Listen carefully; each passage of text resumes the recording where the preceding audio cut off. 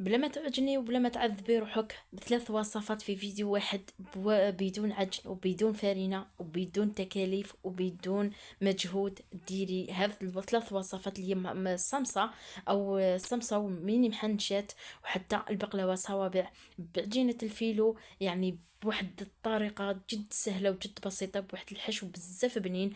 وتجيب قرمشة وتجي تذوب في الفم ذوبان. وهذا الوصفة بالذات يعني تجربيها واحتفظي بها رمضان بإذن الله الحي القيوم. بقوا معايا أخواتي باش تشوفوا طريقة تحضير هذه الصمصة. ونقول لكم أخواتي رجاء فضلا وليس أمرا شاهدوا الفيديو حتى الأخير، لأنه إذا شاهدتوا دقيقة ولا زوج يعني ما راح تفيدني بحتى حاجة، لأنه لحد الآن يعني مازال ما كملت شروط القناة أو شروط اللي كما نقولوا شروط اليوتيوب. شوفوا ما شاء الله يعني كيفاش جاتنا. تبعوني أخواتي باش تشوفوا طريقة تحضير المكونات. هنا كما راكم تشوفوا بأسهل يعني واقتصادية هذه الوصفة.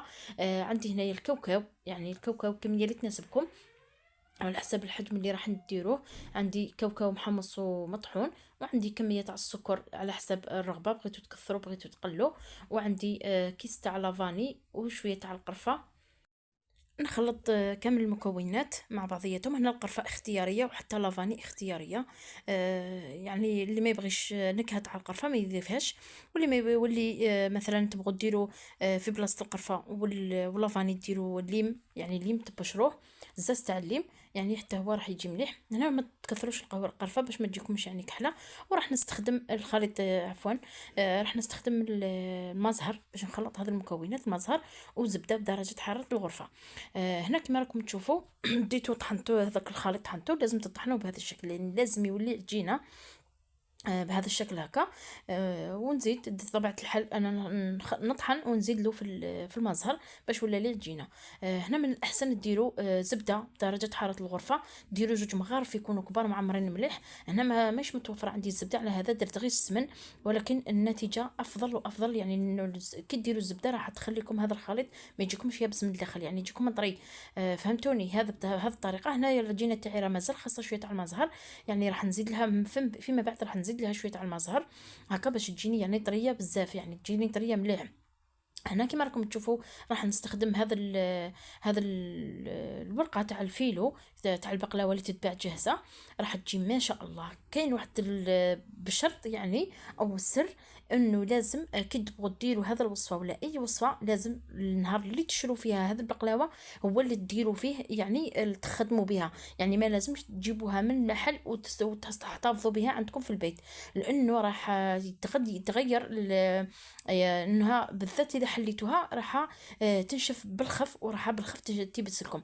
على هذا كي تجيبوا مثلا انا كيما هنايا راه عندي علبه فيها 800 غرام، يعني ما يوازي الكيلو.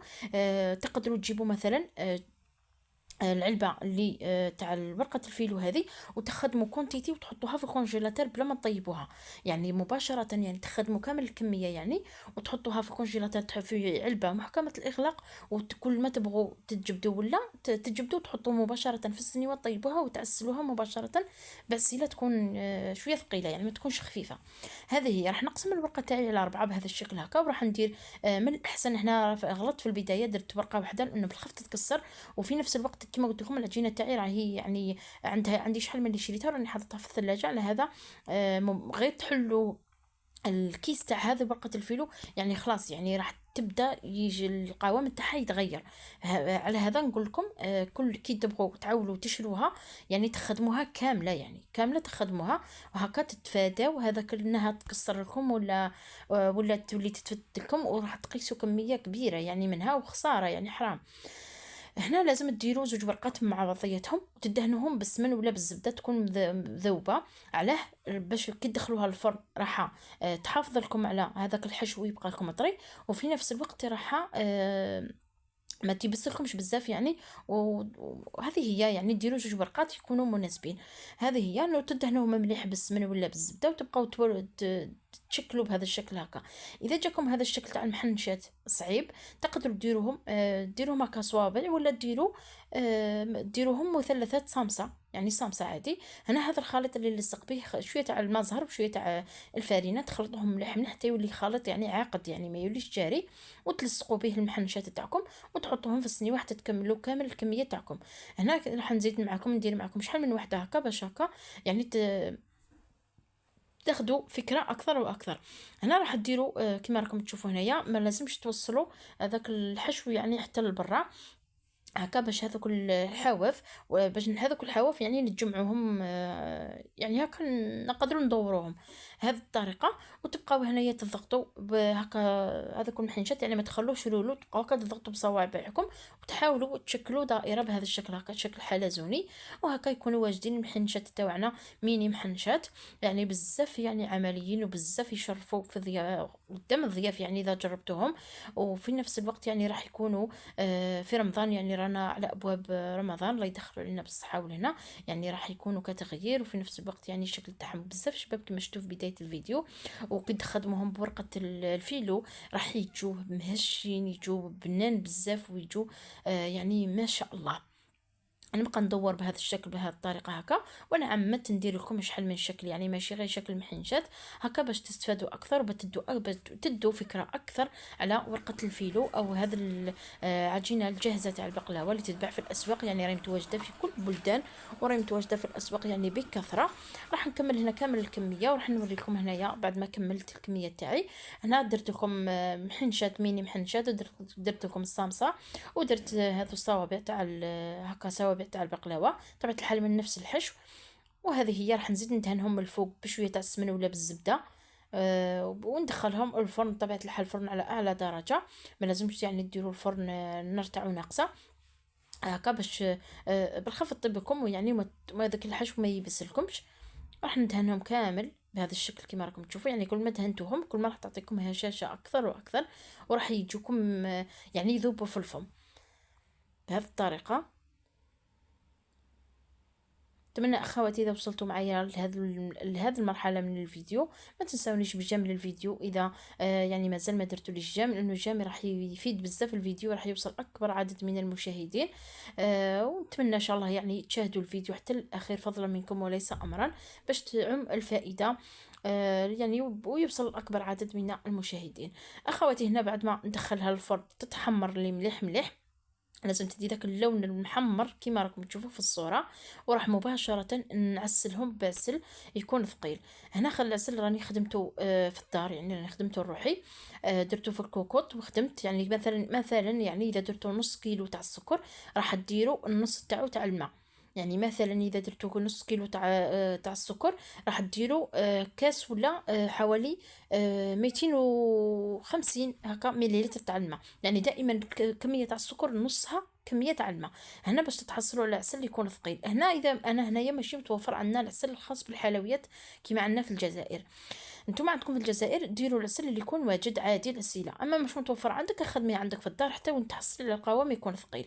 هنا راح ندير كامل الكميه في هذا السنيوه هكا باش نخليهم لمده حوالي نص ساعه هكا حتى يتشربوا كامل، ولازم يعني العمليه تكون سريعه هكا باش البقلاوه تاعنا تكون سخونه وتتشرب العسل بالخف.